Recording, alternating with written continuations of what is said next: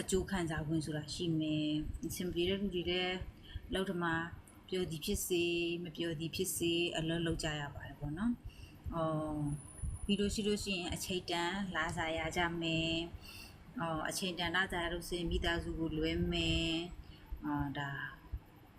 ရုံးဝန်ထမ်းဖြစ်ဖြစ်အပြင်လုံးမှာပဲလုံးတယ်ဖြစ်ဖြစ်စက်ရုံအလုပ်သမားပဲဖြစ်ဖြစ်သူများလက်အောက်မှာအလုပ်လုပ်နေတဲ့လူတိုင်းဟာဒီလိုမျိုးနဲ့ပဲလဲပတ်နေကြတာပဲပေါ့နော်ဘယ်လိုလဲပတ်လဲဆိုတာနေ့တိုင်းရုံတက်တယ်ရုံဆင်းတယ်ချိန်တန်လာစားထုတ်တယ်လာစားရတယ်မိသားစုအတုံးစိမ်းကိုထည့်ပေးလိုက်တယ်လူမှုရေးမှာသုံးမယ်တကူကြီးကာယအတွက်သုံးမယ်ဖျားတယ်နာတယ်အတွက်ဆိုတာအခုခေတ်မှာကကုန်စည်နှုန်းတက်လာတဲ့အလျောက်စုမိဆောင်မိတာကတော့ရှားသွားပါပြီနော်စုမိဆောင်မိရှားတတ်ဆိုတာစုမိဆောင်မိဖို့ကမလွယ်ကူတိုင်းတော့ဘူးအဲ့တော့ကမအီတုကဘာလုပ်ရမယ်ဆိုရင်အတုံးစိမ်းမြင့်လာတဲ့အတွက်ပို့ပြီးတော့ရှာကြရမယ်ပို့ပြီးရှာဖို့အတွက်ကိုယခုလက်ရှိလုပ်နေတဲ့အလုပ်ကနေလည်းမထွက်စရာမလိုအောင်ကိုယ့်ပိုင်အချိန်မှာလဲကိုယ့်ပိုင်အချိန်မှာအသုံးချပြီးတော့အခုလက်ရှိအလုပ်ကိုလည်းမထိခိုက်အောင်လုပ်လို့ရတဲ့အလုပ်တွေညာရှာနေမရှာကြဘူးလားလူတိုင်းရှာကြပါတယ်မအိလည်းရှာတယ်များတော့ဘယ်လိုလဲမသိမအိရှာတော့မအိရတွေ့သွားတော့ပေါ့မအိရရှာတော့မအိရတွေ့တယ်ပေါ့ဒီလိုပဲရှာပြီးရင်ပေမဲ့လည်းမရှာဖြစ်တဲ့လူမအားတဲ့လူစသည်ဖြစ်ပေါ့နော်အိမ်ကိစ္စလောက်ရတဲ့ကလေးတယောက်မိခင်တို့ကလေးမိခင်တို့လူကြီးသူမကိုကြည်ရတဲ့မိခင်တို့အဲ့ဒီစသည်ဖြစ်ပေါ့နော်အသက်ကြီးပြီးငါမလုံနိုင်တော့ဘူးလို့ထင်နေတဲ့လူတွေအတွက်လည်းပါပါတယ်ဒီစီပွားရေးငါကမိသားစုနဲ့တူတူနေရဘူးမိသားစုနဲ့ဝေးရမနေရတယ်ငါဒီစီပွားရေးလုပ်လို့ရပါမလားငါကအလုပ်တစ်ဖက်နဲ့လည်းလုပ်တယ်နောက်တစ်ခုလုပ်လိုက်ရင်အခုလက်ရှိအလုပ်ကိုထိခိုက်မှာလားနောက်တော့ online စီးပွားရေးဖြစ်တဲ့အတွက်တကယ်တရားဝင်စီးပွားရေးများဟုတ်ပါမလားမလားတွေကအရင်များတာပေါ့နော်ဘလာတွေလည်းများပါတယ်ဘာလို့ဆိုတော့စီးပွားရေးတစ်ခုတူဆောင်လို့မယ်ဆိုရင်လူတွေရဲ့အတွေ့ရတော့မြင်မှတွေးမှထိမှကင်မိမှစီးပွားရေးလို့ထင်ကြတာပေါ့နော်ခုခေတ်ကနီးပညာခေတ်ဖြစ်တဲ့အတွက်ကြောင့်မို့နီးပညာနဲ့လုပ်ရတဲ့အလုပ်တွေမှာအရန်ကိုတုတ်တက်လာပြောင်းလဲလာအခုဆိုရင်ဥပမာအနေနဲ့ကြည့်မယ်ဆိုရင်ပဲ AI လူညံ့ရီတူနီးပညာဆိုတာပေါ်လာပြီပေါ့ဒါမှအီလိုဟိုးရင်လွတ်ပေါင်း20လောက်တော့ဒါကြီးကိုစဉ်းစားမိဘူးစဉ်းလည်းမစဉ်းစားကြမှာမဟုတ်လူတွေကလူတယောက်လိုမျိုးအသိဉာဏ်ရှိမယ်ကိုမေးလိုက်တိုင်း तू ကဖြေနိုင်မယ်လို့ထင်ကြမလားဒီပညာဒီနီးပညာကြီးပေါ်လာမယ်လို့စိတ်ကူးနေတာဘယ်သူမှယဉ်ကြမှာမဟုတ်ဘူးငါမေးတဲ့ຢာတိုင်း तू သိနေမယ်လူတယောက်ဒါတယောက်လိုမျိုးဉာဏ်ရည်တူနီးပညာပေါ့နော်ကိုဘာပဲမေးလိုက် तू ကဖြတ်ခနဲ့သိတယ်အခုဆိုရင်မအီတို့တွေကလူတိုင်းနီးပါးမဟုတ်တော့မှ80%သောလူကြီးက AI ကိုအသုံးပြုကြပါတခုခုဖြစ်ရင်ထပ်ခနဲ့ဆို AI တောင်းမေးလိုက်တယ်သူကပြန်ဖြေပြတယ်ဘသူကဘလူဘယ်မှာဘယ်ခုနဲ့ရာဇဝင်အကြောင်းပဲသိချင်လားရုပ်ရှင်မင်းသားမင်းသမီးအကြောင်းပဲသိချင်လားနိုင်ငံရဲ့အကြောင်းပဲသိချင်လားအစကြီးဖြစ်ပေါ့နော်မအီတို့ကတော်မေးကြတဲ့ခါကျတော့သူကအကုန်ပြန်ပြောပြတာမအီတို့မသိတဲ့ဟာတွေမသိတဲ့အကြောင်းအရာတွေအကလုံးသူကမအီတို့မသိလို့သူ့သွားမေးရတာသူကသိနေတယ်ပေါ့နော်အဲ့ဒီအတွက်ကြောင့်ဒီနီးပညာကြီးကပေါ်လာမယ်လို့လွန်ခဲ့တဲ့အနှစ်20ကဘယ်သူကထင်မှာတော့ဘယ်သူမှမထင်ဘူးထင်လည်းမထင်ကြဘူးစစ်ကူးနဲ့တော့မရင်နိုင်တဲ့အရာကြီးအခုဆိုပေါ်လာပြီလေပေါ်လာတော့လူတွေကတုံးနေကြပြီတယောက်စားနှစ်ယောက်စားသိရင်လည်းတုံးနေတာပေါ့နော်အခုမှ email ဆက်ပြီးမစီးပွားရေးရလဲ AI စီးပွားရေးလို့တော့မဟုတ်ဘူးဒါပေမဲ့ system ကနေပဲအလုပ်လုပ်ရတယ်80%ကအလုပ်လုပ်ရတယ်စီးပွားရေးပါမကြီးတို့က10%ပဲလုပ်ရတယ်အဲ့ဒီ10%မှလည်းဘာတွေလုပ်ရလဲဆိုရင် advertising လို့ခေါ်တယ်ကြော်ညာဝန်ဆောင်မှုလုပ်ငန်း နော်မအီတို့က AI မသုံးပါဘူး AI ကိုမသုံးဘူးဆိုတာက AI နဲ့ကြွညာမလုပ်ဘူးလို့ဆိုလိုတာပါလူကိုယ်တိုင်ကြွညာရတဲ့အလုပ်ပုံပေါ့ကျွတ်တလီကများပြောကြကြည့်တယ် MLM စီးပွားရေးများလား MLM ဆိုတာကပစ္စည်းကိုရောင်းရတယ်ဖောက်တဲ့ကိုဆွဲခေါ်ရတဲ့စီးပွားရေးပြီးရင်သူ့မှာ guarantee ဆိုတဲ့အာမခံချက်မရှိပါဘူးအဲ့ဒီစီးပွားရေးကြတော့လူတိုင်းကတော့အရင်တော့လောက်ကြတယ်အမေစီးပွားရေးဆိုလို့ရှိရင် MLM နဲ့လောက်ကြတယ်တူငါပြိုင်လောက်ကြတယ်နောက်ပိတ်ဆုံးတော့ဘာတွေသိလာရလဲဆို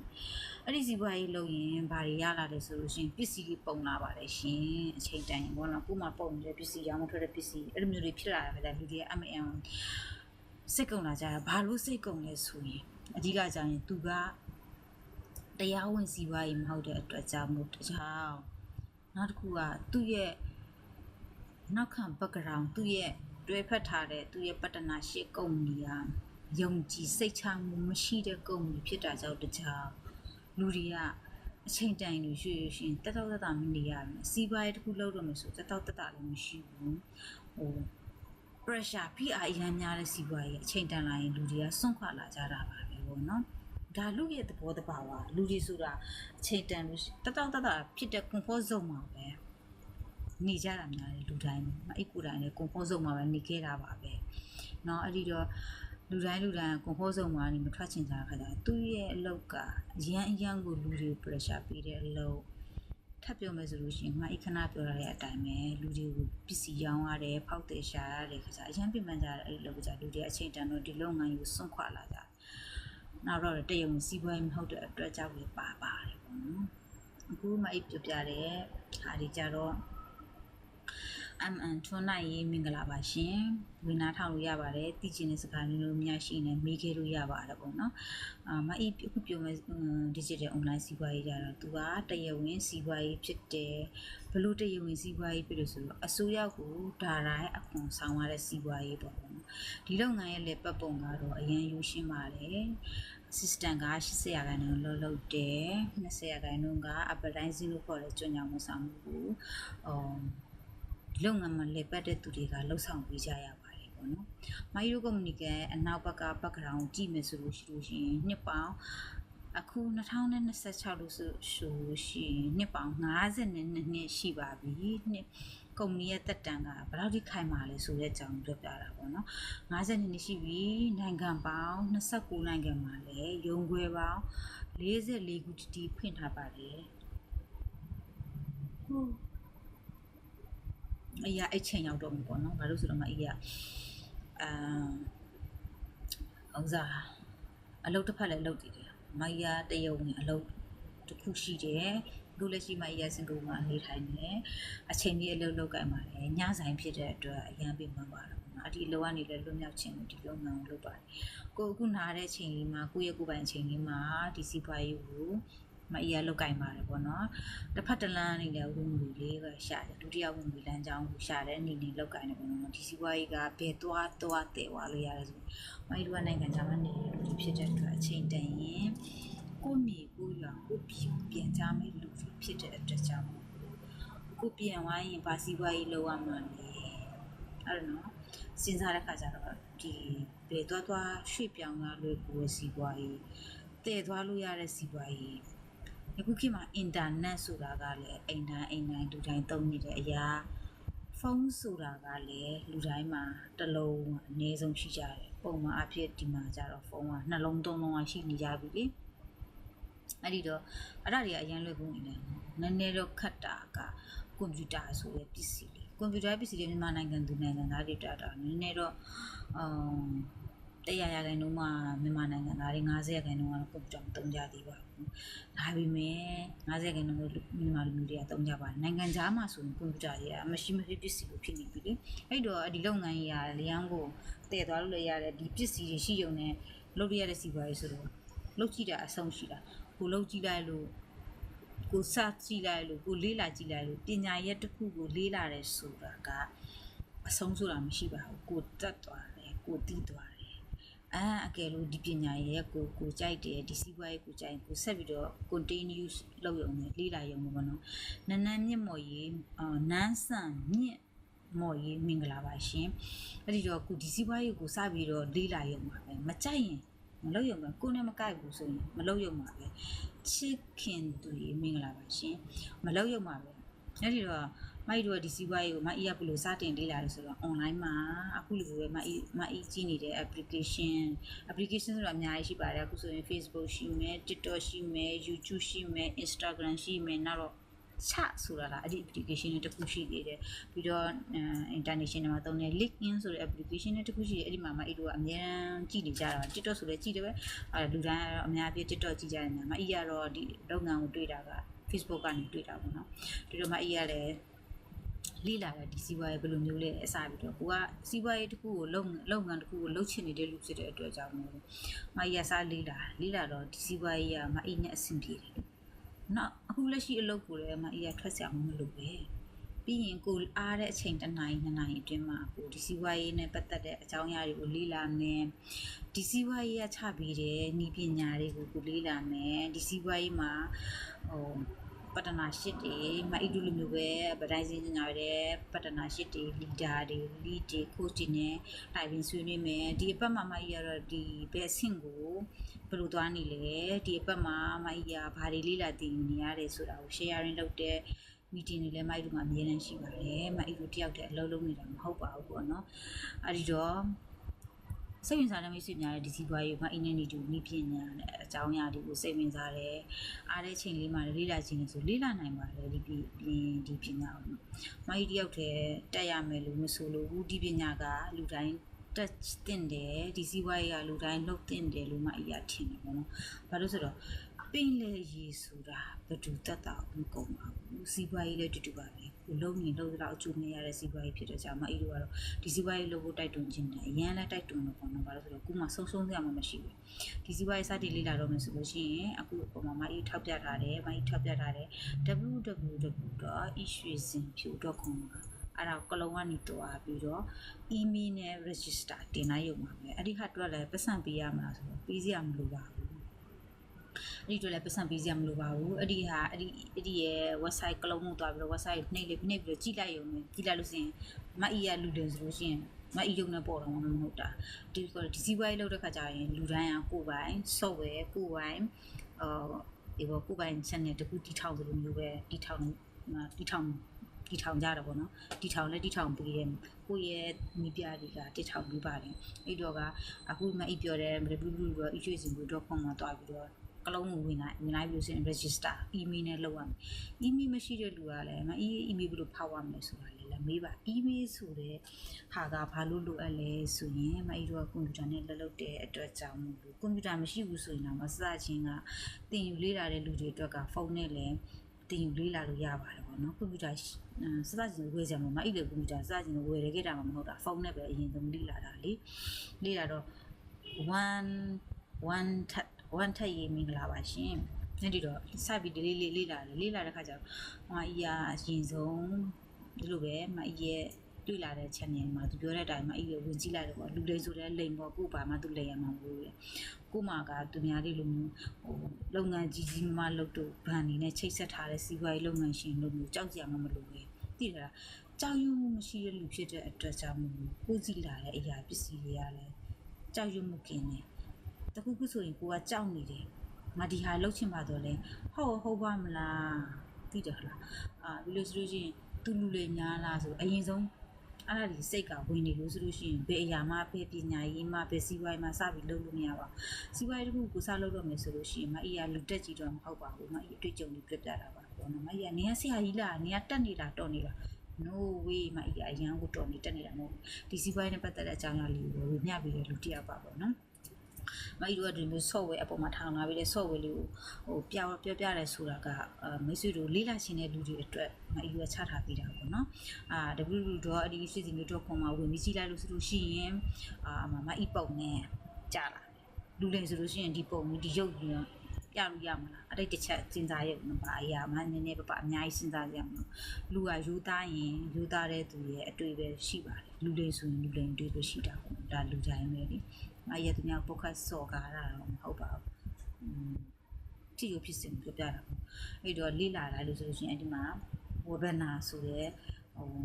ဒီလုပ်ငန်းနဲ့ပတ်သက်တဲ့အကြောင်းအရာလုပ်ငန်းလုပ်တဲ့လူတွေရဲ့သူတို့ရဲ့ story လေးတွေပုံလေးတွေသူတို့ဒီလုပ်ငန်းဘယ်လိုစလုပ်ဖြစ်တယ်ဆိုတဲ့အကြောင်းလေးကိုပြောပြကြတဲ့ story တွေမိနစ်90စာကြည့်ပါသူကအင်္ဂလိပ်လိုပြောလို့ဆိုရင်အများကြီးတော့မဟုတ်ပါဘူးအင်္ဂလိပ်စကားထမင်းစားရည်တောက်ရတဲ့လူတွေနားထောင်ပိုင်နေရှိပါတယ်နားထောင်လို့နားလဲနိုင်တဲ့အဆင့်လေးပေါ့နော်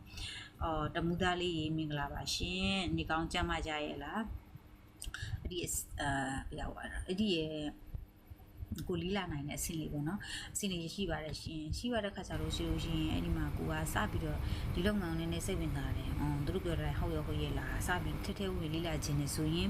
နောက်တစ်ဆင့်တက်တဲ့အနေနဲ့ register လုပ်ရပါတယ် register က email နဲ့ register လုပ်ပြီးလို့ရှိရင်$149သွင်းရတယ်အဲ့ဒီမှာအခက်ခဲဖြစ်တာကတော့စီးပွားရေးလုပ်တဲ့လူတွေကဒီဘက်လုပ်တဲ့လူတွေပုံမှန်ပြတော့နိုင်ငံခြားမှာနေတဲ့လူတွေက Vista Card Master Card တွေရောရှိကြတယ်ပေါ့နော်ဒါပေမဲ့မြန်မာပြည်မှာရှိတဲ့လူတွေကတော့ Vista Card Master Card ရှိတဲ့လူကရှာနေတဲ့လူကြီးရလက်ချူရီလူရတယ်လို့ရာကနန်းလောက်ပဲရှိမယ်လို့မှအေးရတော့ထင်ပါပဲပေါ့နော်အခုကိမှဆိုလို့မြန်မာပြည်က Visa Card ကိုပိတ်ထားတယ်လို့ပါလို့ညာလို့အဲ့ဒါတွေကရှိတဲ့ခါကျတော့အခက်ခဲဖြစ်ကြတာပေါ့နော်ဒါပေမဲ့လှုပ်ရှင်တဲ့လူကဘယ်လိုပဲဖြစ်လုပ်ပါတယ်အကြံဉာဏ်ထုတ်ပြီးတော့စီးပွားရေးကိုတိုးတက်ချင်တဲ့လူကအကြံဉာဏ်ဘယ်လိုလုပ်ရမလဲဆိုတာရှိပါတယ်เนาะအဲ့ဒီတော့စီးပွားရေးလုပ်ချင်တဲ့လူတွေကိုစလုပ်ချင်တဲ့လူကစိတ်အားထက်သန်မှုပဲလိုတာလေလူတော့စိတ်အားထက်သန်မှုရှိတဲ့လူကဘယ်လိုငါဒီနီးလန်းနဲ့မရရင်နောက်နီးလန်းနဲ့ဘယ်လိုမျိုးသွားမလဲဆိုတာသူတို့အုံနောက်ကစဉ်းစားတယ်ပေါ့နော်ဇွဲလျှော့တဲ့လူမလုပ်ချင်တဲ့လူစိတ်အားထက်သန်မှုရှိတဲ့လူကအိုးရပါပြီတော်ပါပြီငါမလုပ်တော့ပါဘူး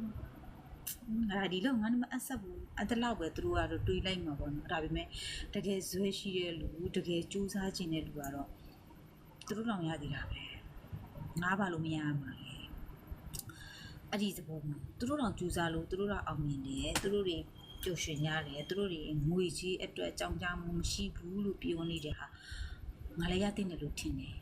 အဲ့ဒီသဘောမျိုးရှိတဲ့လူကြတော့ငါလည်းကြိုးစားမယ်သူတို့လည်းကောင်းပခုံးတစ်ဖက်ကြာမှာကောင်းပေါက်တဲ့လူသူတို့လည်းအောင်မြင်တယ်ငါဘာလို့မအောင်မြင်ရမလဲတိတဲ့လူကဒီရှောက်မဲ့လံကိုချပြီးပြီဆိုရင်ရှောက်ချင်တဲ့လူကကြိုးစားတော့မယ်ဒီကိုမှအခက်ခဲရှိတာကိုယ့်ရဲ့ personal ဖြစ်သွားပြီဆိုကြိုးစားကြပါလို့မှအရာတိုက်တွန်းခြင်းနဲ့အဲ့မှာဝင်ပြီးတော့အခါပြတဲ့စကားဆက်ရမယ်ဆိုလို့ရှိရင်အဲ့ဒီရဲ့နောက်တစ်ဆင့်တက်လန်ခြင်းတဲ့လူကတော့အဲ့ဒီရဲ့ online ငွေချီတဲ့$149သွင်းရမယ်အဲ့ဒီ$149သွင်းလို့စပြီးတော့လေးလာလို့ဒီစီးပွားရေးကြိုက်ရင်ဆက်လုပ်ပေါ့မကြိုက်ဘူးငါပတ်စံပြန်ပေးပါတယ်ဒီစီးပွားရေးမှာ refund ဆိုတဲ့အရာပေးပါတယ်မကြိုက်ဘူးငါပတ်စံပြန်အောင်ဆို तू က refund ဆိုတာကမကြိုက်ရင် computer တစ်ခုကိုဝယ်တယ်မကြိုက်ဘူးဆိုလို့ရှိရင်ကို refund ပြန်လုပ်လို့ရတယ်မဟုတ်လားအဲ့ဒီတိုင်းပဲဒီစီးပွားရေးမှာလည်းအဲ့လိုပဲဒီစီးပွားရေးမလေးလာခြင်းမကြိုက်ငါလည်းမ accept ငါမထင်ဘူးဘာဖြစ်လို့လဲဆိုတော့ငါမကြိုက်ဘူးကွာအဲ့ဒီသဘောမျိုးဆိုလို့ရှိရင်ဘယ်လိုမှဆွဲဖို့လို့မရတဲ့လူဆိုတော့နေခဲ့မကြိုက်ဆိုပတ်စံတော့ပြန်ပေးပါတယ်သူကတစ်လအတွင်း refund ပြန်ပါတယ်ပေါ့နော်ဘာလို့ဆိုတော့တရုံဝင်စီးပွားရေးလုပ်ငန်းဖြစ်တဲ့အတွက်ကြောင့်မို့လို့ refund ပြန်ရပါတယ်ဆုံးရှုံးစရာရှိတာဆိုဆုံးရှုံးစရာမရှိဘူးလို့မှအရာတော့ပြောချင်တယ်ဒီလုပ်ငန်းကိုလေးလာကြပါတင်ကြပါပေါ့နော်ဒီလုပ်ငန်းကမြန်မာနိုင်ငံတနိုင်ငံနဲ့လုပ်တာဆိုမဟုတ်ပါဘူးမြန်မာနိုင်ငံတနိုင်ငံနဲ့တိတိလေးလို့မလုပ်ဘူးသူများကနိုင်ငံတကာ online စီးပွားရေးဖြစ်တဲ့အတွက်အဲ့ဒါကြောင့်အင်္ဂလိပ်စကားကို25%လောက်နားလည်ရမယ်လို့မှအရာပြောပါတယ်ရှင်။နော်အဲ့ဒါကြောင့်25%လောက်နားလည်ပါနားလည်မှလည်းနည်းနည်းအဆင်ပြေမှာဘာလို့ဆိုတော့တချို့ရဲ့ meeting တွေတချို့ရဲ့ကိုယ့်ရဲ့ယာတို့ကြီးတဲ့လူကြီးပြောတဲ့စကားလို့ကြာနားထောင်ခြင်းဆိုရင်နည်းနည်းပပနာကြီးမအေးရအရန်တက်နေတာဆိုမအေးရအင်္ဂလိပ်ဆိုရင်90%လောက်ပဲတက်ပါတယ်အခုနားထောင်ရင်နဲ့နေ့တိုင်းသူတို့တင်ကြားပူချတဲ့အရာလေးတွေနားထောင်နေပါအဲ့တော့နည်းနည်းတော့ကိုယ်အင်္ဂလိပ် skill လေးနည်းနည်းတူတက်လာတာပေါ့နော်ဘာရဖြစ်ကိုတူတက်လာတာပါပဲလေတူတက်လာတာပဲကိုယ့်အတွက်အမြတ်ပေါ့အဲ့တော့မအီတိုကတော့ဒီလုပ်ငန်းကိုမိတ်ဆက်တာကတော့အဲ့ဒီအပဒန်စင်းလေးလို့ပေါ့နော်အဲ့တော့မိတ်ဆွေတို့ကဘာတွေများသိချင်လဲဒီလုပ်ငန်းအကြောင်းပတ်တိုင်းငါကအသက်ကြီးနေလို့ငါကအဲ့နေမိခင်မို့လို့ငါကအသက်40-50ရောက်နေပြီမို့လို့လုပ်လို့ရပါမလားဒီလုပ်ငန်းမှာမအီဝင်နေပြီးတော့လုံးမလေးမအီတို့ကလူငယ်ဖြစ်တယ်ဆိုတာသိတာဘာလို့ဆိုတော့ဒီလုပ်ငန်းမှာလုပ်နေတဲ့လူတွေကိုလုံးရတယ်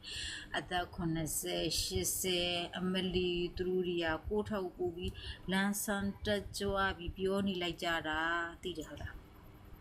အဲ့ဒါမှအရင်မဲ့လို့ပြီးသွားတယ်ဟဲကိုကဒီမှာလူငယ်အောင်ဖြစ်နေပါလားကိုကကိုလူကြီးတို့ထင်နေတာလေမဟုတ်ဘူးတော့ကိုကအဲ့ဒီကိုလုပ်ငန်းနဲ့ရောက်မှာကိုကခလေးဖြစ်နေတော့တာသူတို့တွေဘာလို့နှုတ်ပြလန်းဆန်းဖြစ်နေကြတာလဲဘာလို့ဆိုတော့ငွေကြေးတက်မပူရတော့သူကစိတ်ပြုတ်ကိုမှုသိတယ်ဘာလို့ဆိုတော့အဓိကမောက်ဝိုင်းပူစရာမလိုတော့စိတ်ပြုတ်ကိုမှုတယ်အဲ့ဒီမောက်ဝိုင်းဘာလို့ပူစရာမလိုဆိုတော့သူတို့ကမောက်ဝိုင်းပူစရာမလိုအောင် system နဲ့တိဆောက်ထားတဲ့စီးပွားရေးကိုသူတို့ကတွေ့ရှိသွားလို့ဒီဒါပဲဆိုတော့အဖြေကဒီမှာရှိနေပြီးတော့မိတ်ဆွေတို့ကငါကတက်ကြီးနေလို့